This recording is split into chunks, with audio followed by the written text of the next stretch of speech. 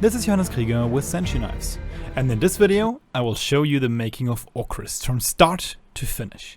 And also the final testing, of course. But let's start at the beginning.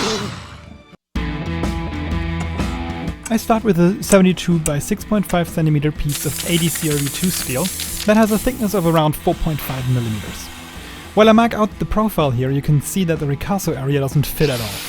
I will take care of this after profiling. The ADCRV2 steel I'm using is a very good sword steel in my opinion, because it has a relatively low brittleness combined with a good edge retention. With the rough profile done, I switch over to belt grinder to refine the shape. The flat plate and the big 25 cm wheel help me with the curves.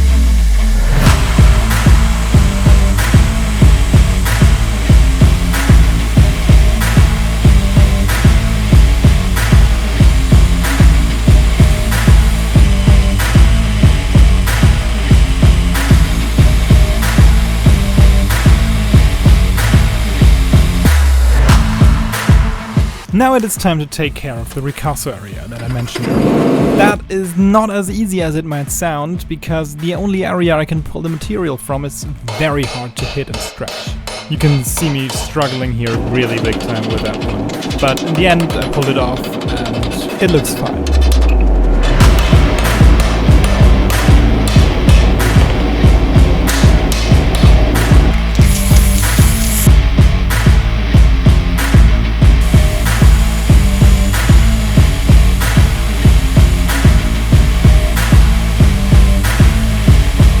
With the profile figured out, it is on to the heat treatment. Usually I like to use my electric kiln for that, but that is not remotely long enough for this blade.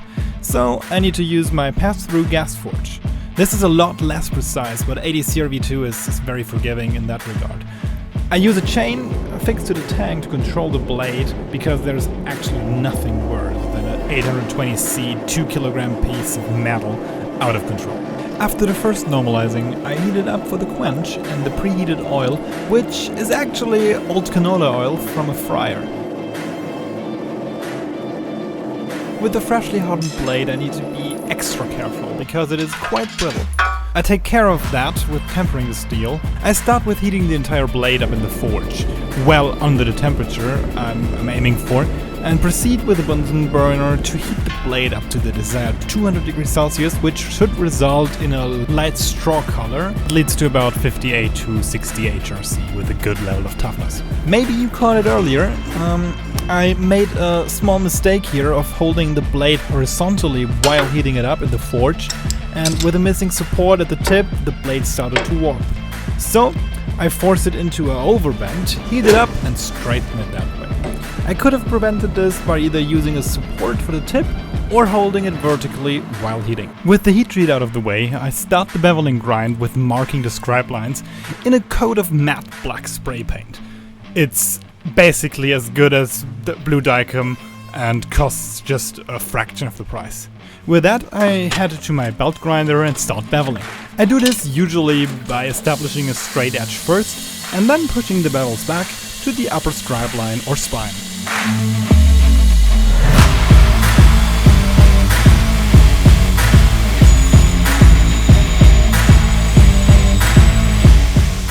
You see me cooling the blade in a small water tank there, which is of course the drawback of heat treating first, but the benefits of the lot easier straightening process are just too enticing to not do.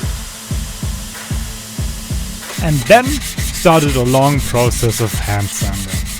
I cut most of it out, but I had a few very long nights of hand sanding on this blade, and there will be more of this in this video.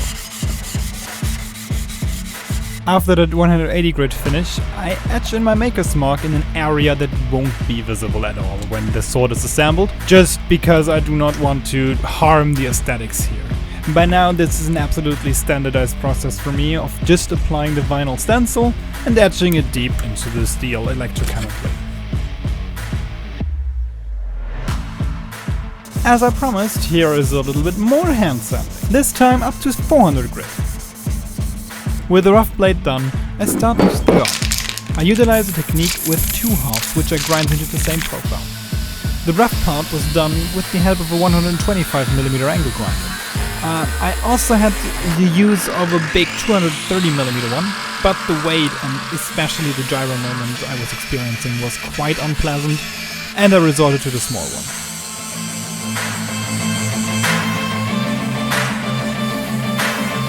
After the rough profiling, I refined it with the belt sander. And again, you can see me utilizing the different surfaces of the grinder to help me with the shaping. Also, if you're looking into doing something like this, respiratory protection is a must, as well as a good vacuum because the dust will settle everywhere. Then it was time to start the tank slot. With the two halves, I could remove the exact area that the tank would occupy in one of the halves. I started with marking out the area and then used a variety of different tools to cut it out. First, I used cutting wheels to establish the area the god meets the blade, to make that as accurate as possible. Then, I resorted to the grinding wheel to remove the bulk of the material before going on to the tungsten carbide rotary burrs for the removal of the last bit of material. With the tank fitting flush into one side, I break the corners on both halves and weld them together. They help me to push in the welding wire to create a strong and mostly invisible seam after reprofiling.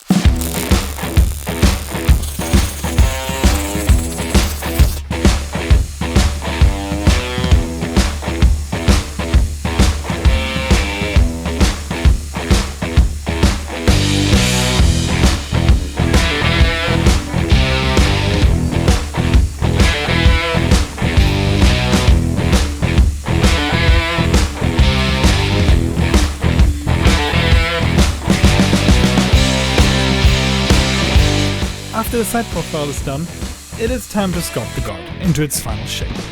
That was quite difficult because there aren't many clear pictures out there, and most of them contradict one another. So I decided on one and transferred the outlines onto my guard. You can see here the hollow grinds are marked on the main faces, but I decided against them in the last moment because that would have made etching and finishing a lot more difficult. With that sorted, I started to remove the smaller areas in the belt grinder and remove the bigger areas roughly with the angle grinder, before refining it with the belt sander as well. I actually set my sweater in a stream of sparks here on fire, sadly off camera. So what did I learn from this?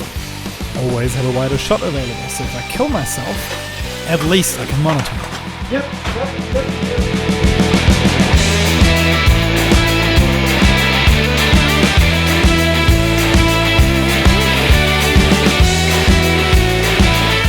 With the shaping done, I start the exhausting process of hand sanding, once again. That was especially difficult here because of the limited options to clamp it securely. So it wiggled around all the time, which made it particularly unpleasant. The rough finished guard allowed me now to shift my focus towards the handle section. Here, I started again with establishing the side profile with a sophisticated hand chopping technique. Please ignore the sound of the spinning out tables saw in the background. And, of course, my friend, the belt sander.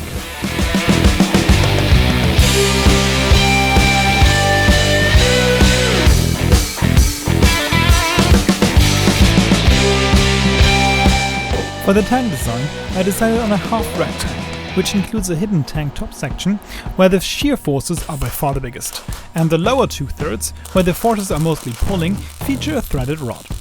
To make room for that inside the handle, I used my Dremel and an extremely long drill bit.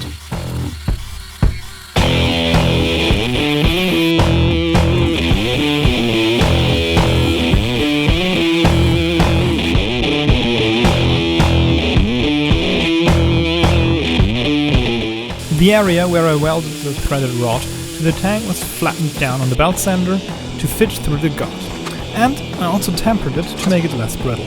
With that done, I can put the handle on the sword for the first time. Fits on. Let's see. Now I can pick it up for the first time and really hold it in my hand with the handle here. And that feels f***ing amazing. Holy shit! Yes! This is beautiful. Okay, That was quite some graphic language there, but it was really amazing. To make it feel even more amazing, I started to sculpt the handle into its final round shape on the belt sander.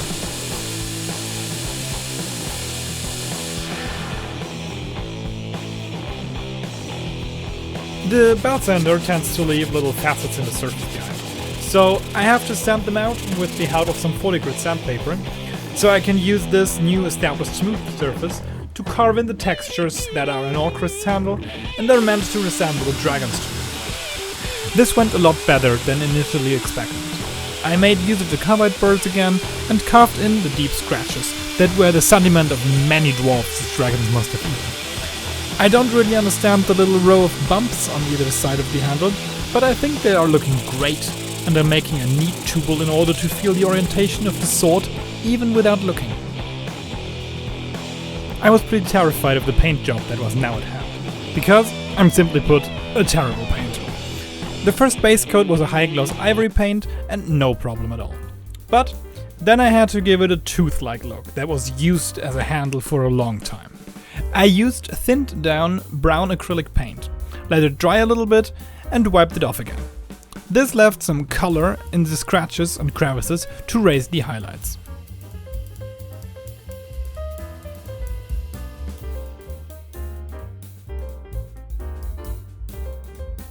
The next steps are a little bit more like magic than actual craftsmanship, because I don't really know how I achieved that paint job. It was a mixture of thick acrylic paint on the outside, thinned down paint on the inside, and wiping with a wet paper towel to blend them together. It required about 3 or 4 cycles of that in order to achieve this result. That was quickly protected with the help of matte clear coat.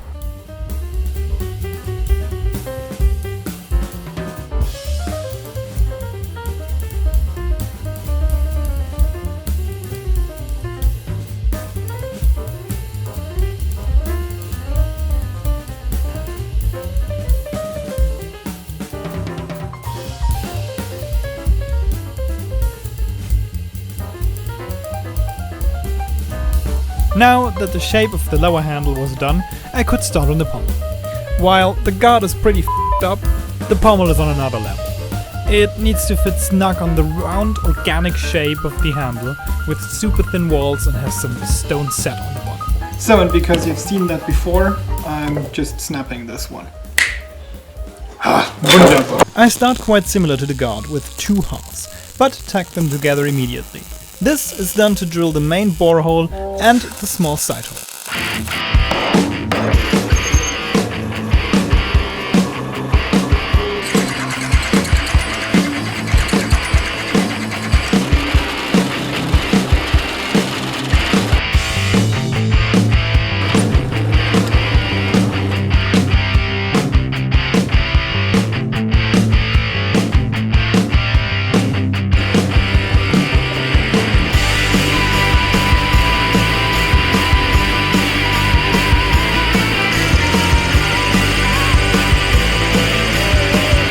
Based on the holes, I apply the template for the side profile and establish it with the help of my angle grinder and the belt sander.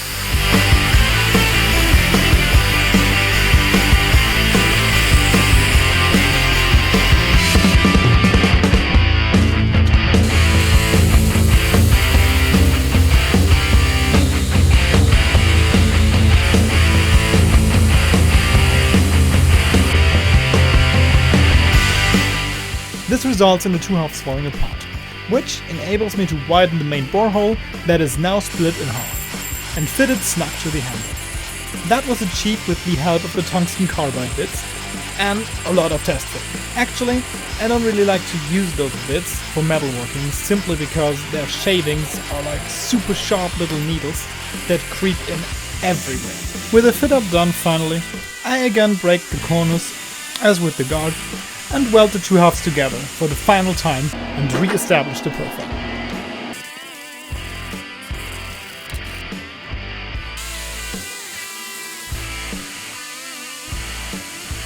After that test fit, it is once again time to sculpt the pommel into its final shape. And because the pommel is far too wide at this point, I mark the widest point and cut off the excess material with the angle grinder. Then I can use the wheels on the side of my flat plate to round everything over.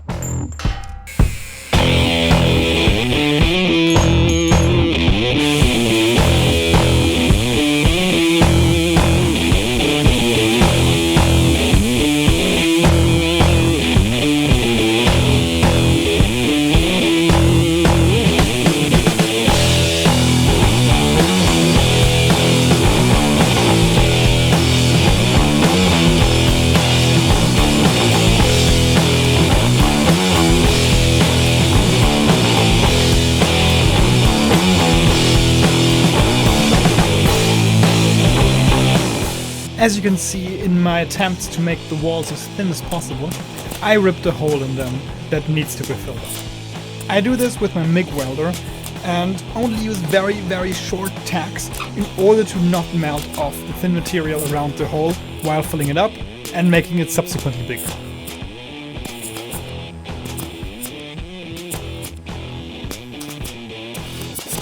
After that area was cleaned up again, I needed to remove the facets the belt grinder left behind. With such a big workpiece and the unregular shape, I like to use a file for that job. This was quite pleasant as well as the following hand sanding, because I was able to fix it down tightly in my vise.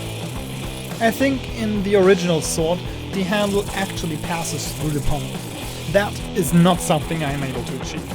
So, I made it in two pieces. With the handle and guard already fixed in place with a nut and a washer, I manufactured a small angled nut that is supposed to be screwed on the end of the tank and fit another threaded rod that will hold the pommel nut, which will keep the pommel in place. From pictures, I figured out the exact angle to be 147 degrees. Tack weld two threaded rods together, put two nuts on there and weld them solid. After the hex grind is extended on the weld area, I remove the threaded rods and the angled nut is finished. Now, for the pommel nut, I start with an M16 bolt, simply because I can hold it very easily with two counter-turned nuts in order to drill and tap a hole. With that, it is already a nut, but it is not yet in shape. To achieve that, I put in a threaded rod to hold it in my drill and start thinning it out on the belt. I have to stress here that you should not do this at home. Use a lathe, don't be stupid. Or cheap, like me. In order to tighten the pommel nut, I need a slot to fit a 3mm drill bit as a lever. From there, the last bit of shaping has to be done steady and not while rotating, because the recurved shape is not fully rotary symmetric. I utilized a 3mm hole here to keep it steady during this process.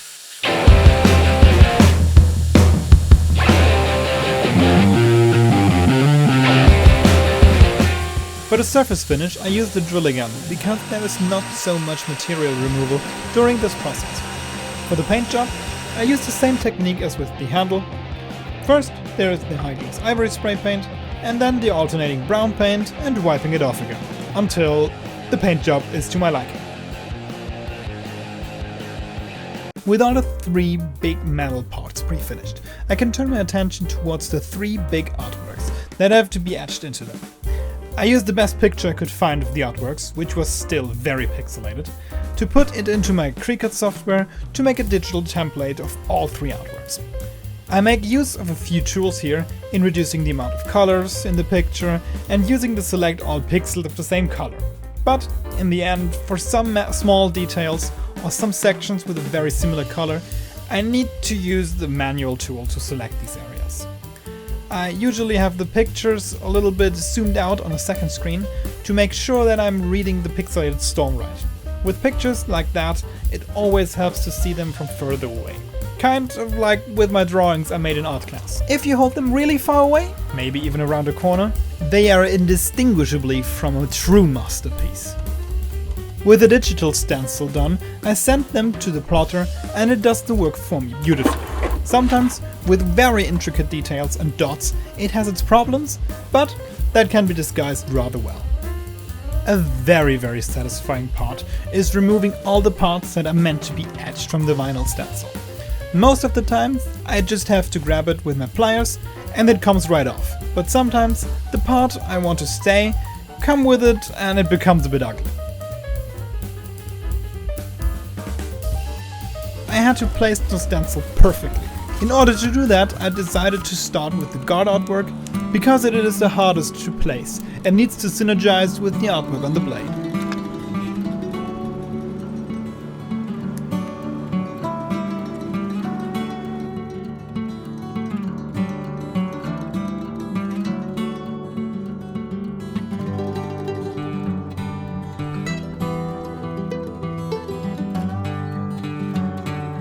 When it is finally in place, I remove the transfer foil and go to town with my little etching device. It is basically just a power supply set on the max settings of 35 volts and 5 amps, the positive attached to the workpiece and the negative pole attached to my stamp. The stamp has a piece of cloth or makeup remover strapped to it and is repeatedly dipped in saltwater solution. And with this setup, I touch and kind of dip along the artwork to remove the exposed metal. This process sets free a lot of heat, so I have to be careful to not overheat the workpiece, or the vinyl starts peeling off and exposing the supposed to be protected areas. When I'm satisfied with the depth, or the vinyl starts peeling off, I stop the process and peel the stencil off to reveal the final artwork. Here everything went super smoothly and I could not be any happier with it.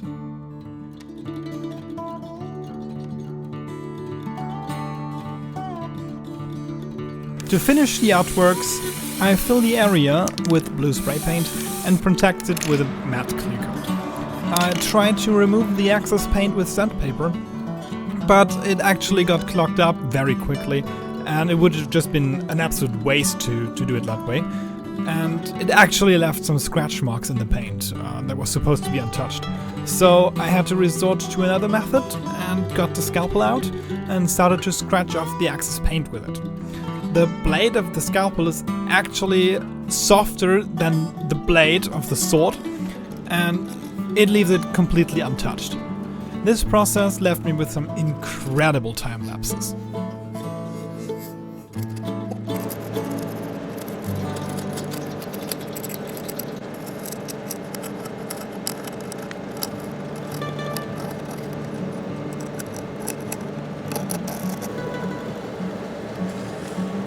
Of course, in the end I had to give the surface one last pass with the 600 grit sandpaper to make the sheen on the metal pop a bit more, and the artworks on top were done.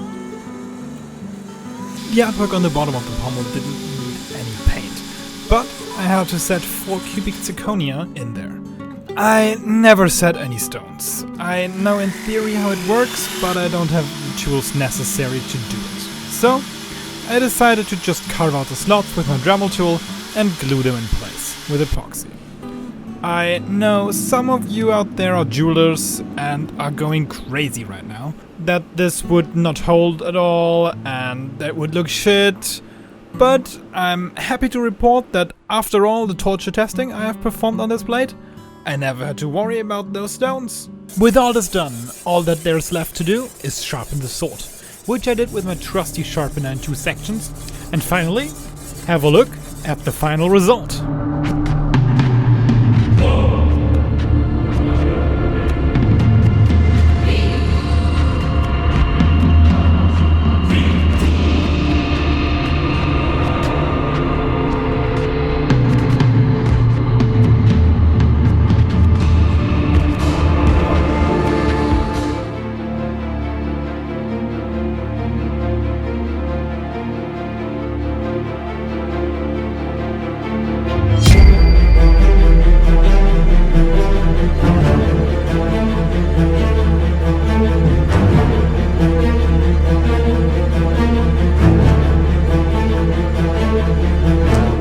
Okay, please cut me some slack.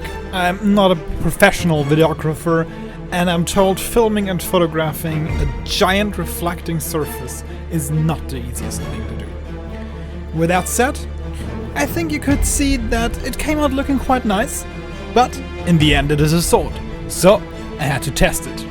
So let's see that.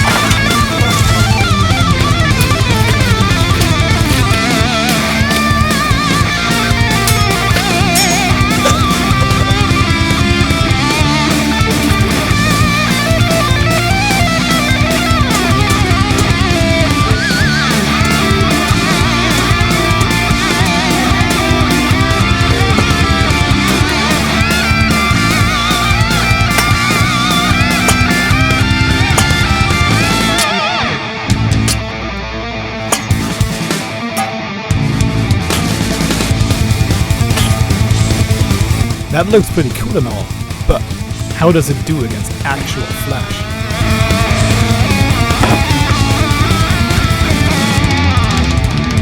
Oh wow, what a color this sword is.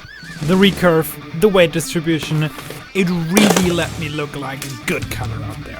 But after all that slicing and abuse, how did the edge hold up? Nothing better for that to test than a tomato cut.